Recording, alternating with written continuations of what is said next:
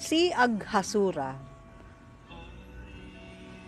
Si Aghasura ay isang asura o demonyo at kapatid ng masamang mangkukulam na si Putana at Bakasura na kapwa pinaslang ni Krishna sa kanyang kabataan. Matindi ang galit ni Aghasura kay Krishna dahil sa pagkamatay ng kanyang mga kapatid. Kaya't nagpasya siyang maghiganti.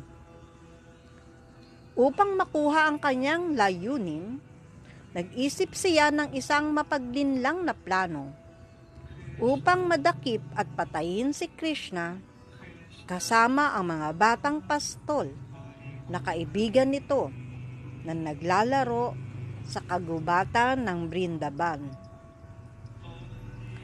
Nagbalat kayong isang higanting ahas, si Aghasura. Inilatag niya ang kanyang katawan sa lupa tulad ng isang malaking yungib at binuksan ang kanyang bibig ng napakalaki upang tuksuhin ang mga batang pastol na pumasok.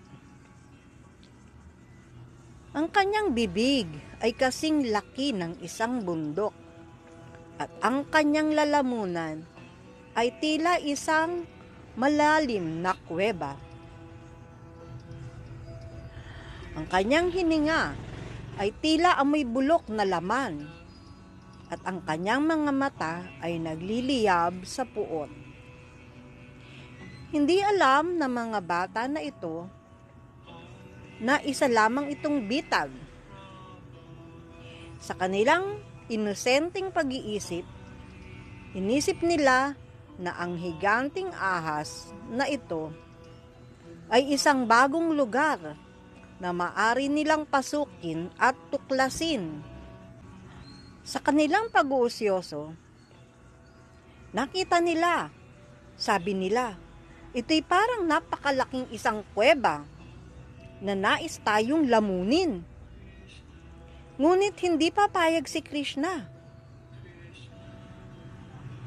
At lagi niya tayong nililigtas.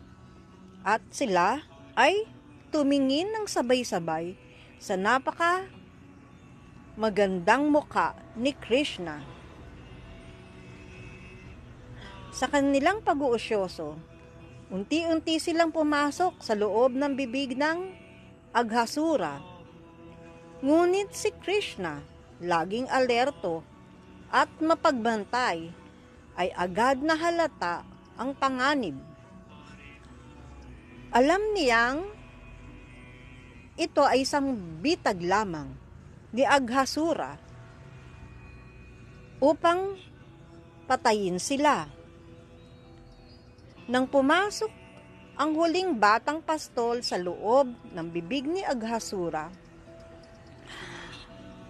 ang mga demigod sa kalangitan ay nangagsigawan.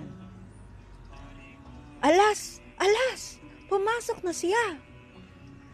Si Krishna ay pumasok sa loob ng bibig ng demonyo.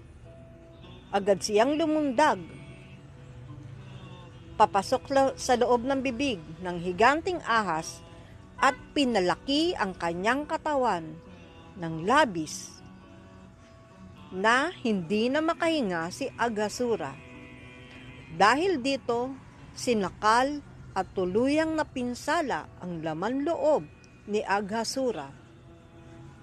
Sa matinding sakit, bumagsak si Aghasura sa lupa.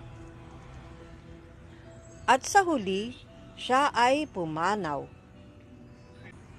Nang lumabas ang kanyang kaluluwa mula sa katawan, ito ay nag-aapoy at nagliliyab at agad na nagtungo sa kaulawakan upang sumanib sa kaluwalhatian ng Diyos. Ang mga demigod naman na nakamasid sa taas ay tuwang-tuwa at sila ay nagpaulan ng mababango at magagandang mga bulaklak.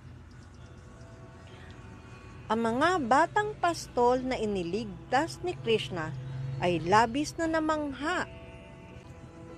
Hindi nila maunawaan ang malawak na kapangyarihan ni Krishna, ngunit higit nilang minahal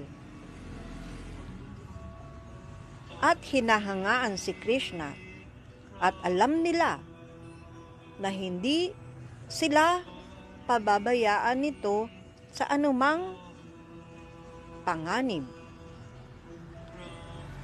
Ang balita ng pagkapatay kay Aghasura ay nalaman lamang ng mga tao sa Brindaban pagkatapos ng makalipas na 1 taon.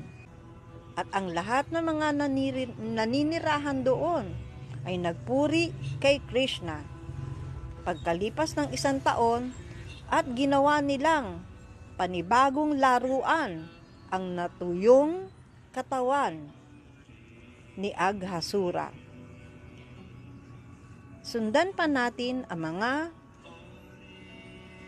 susunod na mga adventures ni Krishna at ng kanyang mga kaibigan